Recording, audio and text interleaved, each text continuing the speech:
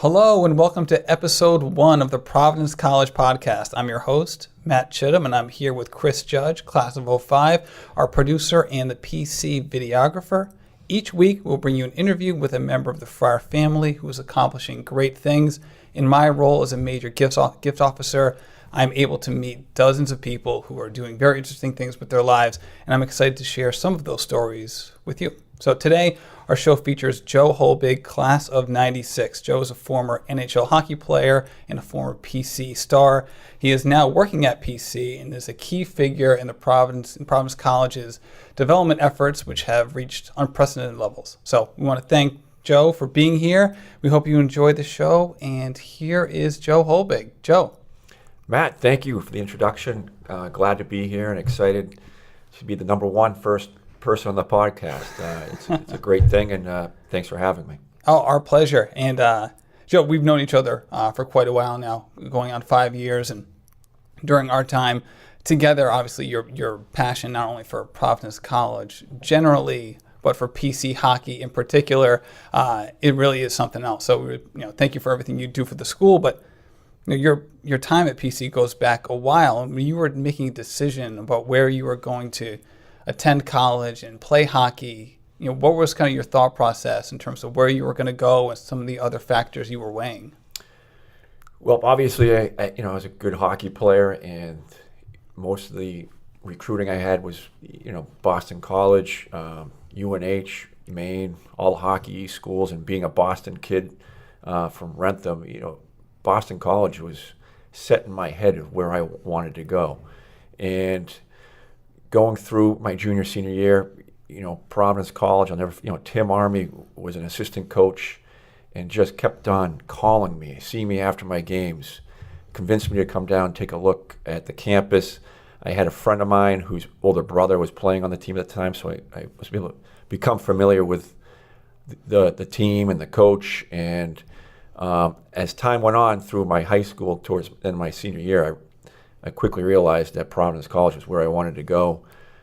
More than anything, hockey, they were fairly successful, but I had that same sense of community that I had in my high school, and some of the relationships I already made prior to going into PC, I was able to carry along going down here. So obviously hockey was a big part of my decision, but the community and the people and the coaches, especially Tim Army, for really zeroing in on me and making me feel wanted and to be a part of the history of the program. Mm-hmm. So how long was the recruiting process? When did they get a hold of you for the first time? And how is that process? I know we have plenty of people who kind of start navigating the college athletic process earlier and earlier. So how did it work out for you? Well, it's a great question. A lot's changed these days. I tell people, I was cut from my high school team my freshman year. Oh, my goodness. And then 3 years later as a first-round pick. And I don't know if that can happen these days, but I was definitely a late bloomer. And everything changed for me. After my freshman year, I went from about 6 feet to 6'3.5" to 220 pounds. And shortly after, or towards the end of my sophomore high school hockey season, I got that first letter from Notre Dame, and I said, wow, this is pretty cool.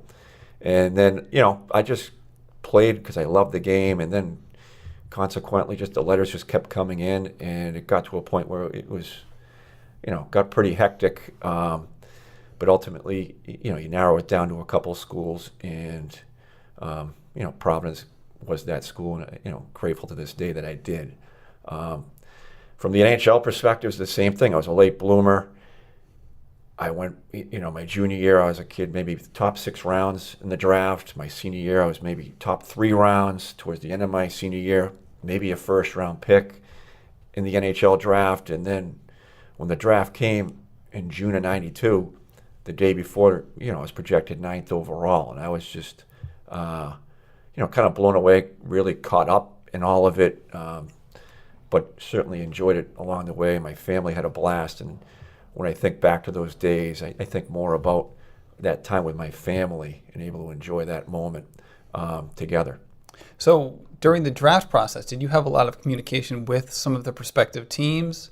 So you do have to kind of balance not only the recruitment effort from PC and other schools, but also communicating with potential draft. No, absolutely. Draft destinations. I think similar to today, I'm sure that I did do a lot of camps or training workouts for certain teams. Teams would bring you in. It got very nerve-wracking because I wasn't in great shape, or at least I didn't know what being in good shape was back then. So teams would bring me in. Again, I think that probably helped me because they saw the potential. But it definitely nerve-wracking. I remember the draft was on a Saturday. I got it into Montreal on that Friday, and I had 12 interviews lined up the entire day around the city of Montreal to different hotels, meeting with the NHL brass. So I was going from one hotel to the next next for about a 6-hour stretch, which was definitely nerve-wracking, but again exciting, and I certainly enjoyed the moment and getting to know a lot of the people from the different organizations. And then you were picked by Edmonton? Yes, picked by Edmonton, number 13. Ace Bailey, kind of a sidebar conversation, but Ace Bailey was the head scout at the time, and I knew really got to know me. I didn't know they were going to pick me or not, but when they did, I knew Ace was behind it. And sadly, Ace was tragically killed in the 9/11 attack. He was on a flight to L.A., so I think about him and getting back to that experience. But Edmonton was a struggling organization at the time. The dollar, the Canadian exchange rate was really impacting what Canadian teams could do back then. And I remember the post-party, Glenn Saylor, the GM, looking at me and saying, "Well, Joe, we want you to go play major junior hockey next year." And I said, "Well, I grew up in New England watching college hockey." I said, I got to go play college hockey. So he understood that. I think that's what's great about the NHL. You get drafted, you still have that opportunity to go to college and not jeopardize your draft status. So they were very, once I got to Providence, we had conversations throughout my time here, but they understood the progress and the development that a person has to go through. So I played all 4 years, and again, grateful for that. So is that rare where you were able to decide whether to go to college or to go to major junior hockey, or was that pretty much the standard where it was kind of a back and forth situation? I mean, again, back then, not very often kids that got drafted, at least North American high school kids, wasn't very common for a high school kid to go play major junior hockey. It did happen. So for me, I didn't really think much about it. I had my mind set on college. Today's game, there are more and more kids going to play major junior, trying to get the quicker path to the NHL. It's just the game's changed a little bit since then. So you're picked, early to mid first round. You come to Providence College. So once you got here, what was it like trying to balance the academic load and the athletic load with you obviously have an eye towards the professional ranks since you were drafted so high, and there's certain expectations that go along with that. How do you kind of manage, or how did you manage juggling those aspects of your life? It was definitely a transition that took some adjusting. I was never one that was comfortable being, a name or someone that people knew. That took me, doing interviews. All of a sudden, people were watching everything I did. So that was definitely an adjustment, learning how to deal with that. Balancing the athletics, I look back at it now, you just did it, but now that I'm out and I look back, I'm like, it was tough. And we didn't have a lot of free time. When you weren't working out or on the ice, you were in class and you were studying. You had study hall. Paul Pooley, right after practice, we had dinner, then you were up in study hall from 7 to 9. And again, back then you didn't think anything of it, but you certainly miss out on some things that the normal kids do, but there's certainly no regrets. And the balance is certainly something that you have to be, you got to be committed to, and something that I try to pass along to maybe some of the current players now.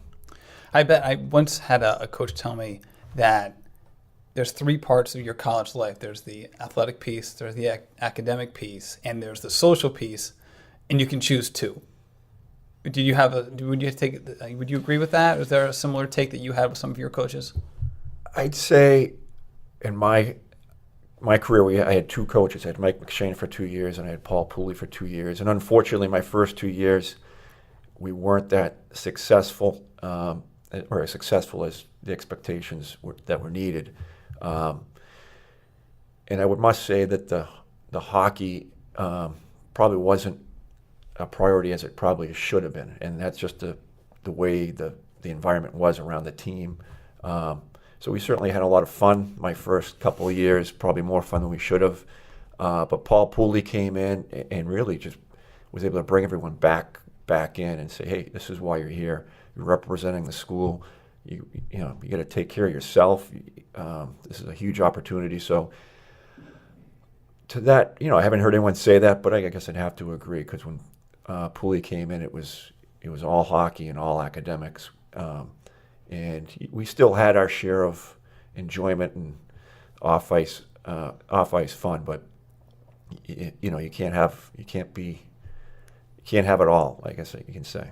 Right. And you mentioned a second ago how you can relate back to not only your time, but kind of tell some of the current student athletes about what might lie ahead for them. Have you had a chance to impart some of that knowledge on some of the and recently former student athletes? Yeah, absolutely. When Mark Jankowski was drafted, I really looked at that situation and kind of saw myself a little bit. Mark Jankowski was definitely a project pick, all based on potential. By no means was Mark ready to play in the NHL, and when I was drafted, I was ready to play at that time. So Mark, I've been able to develop a good relationship with, and just try to help him. Just little, like I said, the expectations. Mark's a humble kid, and being a first-round pick, every time you're on the ice, someone's going to chirp you, tell you you're a bust. You stink. What a waste of a pick. And those kids wish they were in the position we were in. Right. But Mark's a great kid. There's a lot of guys on the team now. Nate Lehman's done a great job with the program.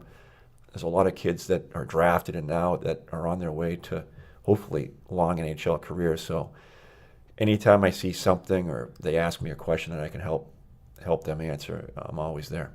So do you have kind of a formal or informal position with the hockey program, or how does that work? No, so I'm in the same line of business that you are. Obviously playing hockey, I trend to keep myself around the program as much as possible. Right. When Nate came in, I was able to help him align himself and develop some relationship with some of the former players and some of the supporters and some of the key administrators from the college, and just get him more acclimated to what how it works around here. So just with that and going to a lot of the games, I wish I could get on the ice more than I do. But again, you can't have it all. I enjoy what I do. I get to help provide the facilities and the support for the program to enable them to do what they're doing and be successful at it. Right, and that goes right into your post-hockey career.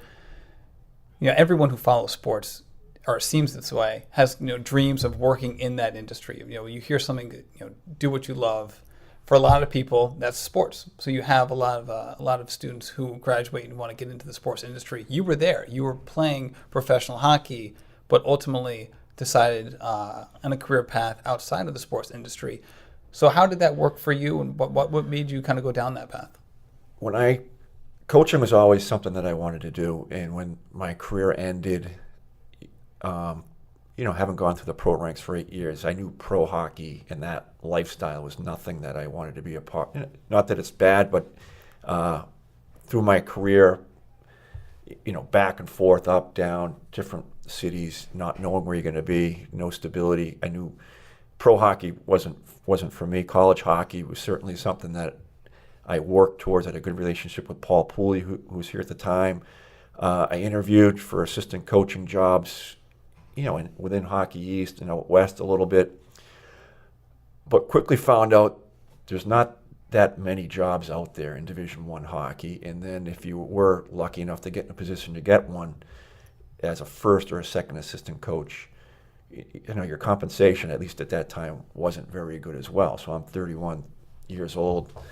So timing, in life, timing and being, providing yourself opening those doors has a lot to do in life. And, I wasn't going to force myself into a position I didn't want to do. Mm-hmm. Meanwhile, St. Sebastian's, where I went to high school, Jack Doherty, who's my coach, who's the CFO over there, said, "Hey, Joe, here's an alumni development role. Why don't you come in, work with our players?" So that's how I got my foot in. I worked in over there for 2 years. I happened to have a conversation with Bob Driscoll, maybe at a golf tournament, and this office here at Institutional Advancement was hiring. Bob Driscoll, the athletic director here at Bob Providence Driscoll, College. the athletic director here at Providence, who, since he took the job and my playing career has always had a good relationship with. He said they were hiring. There was some opportunities here, so I looked into it, and with the idea of always maybe getting towards athletics at some point. And so now I've been here 8 years, and though maybe I always want to get in athletics, I'm in this position, having a great time doing it. And as you know, we're around the athletic programs and the coaches and what they're doing all the time. So I say I have the best of both worlds. I'm raising money for athletics, which is true and important to myself, especially the hockey program. But I also get to meet some other great people that want to support and donate to some other initiatives around campus, and it's been a great fit. And this past year, fiscal year 2016, was a record-breaking year from a development standpoint here at PC. Could you share some of the numbers involved with that? Yeah, we just learned this past year we raised $40 million as an institution, which is by far, or I said $40 million, right? Yes, yeah, $40 million. I mean, which is by far the biggest fundraising year we've had here to date. A lot of it is due to a lot of great people.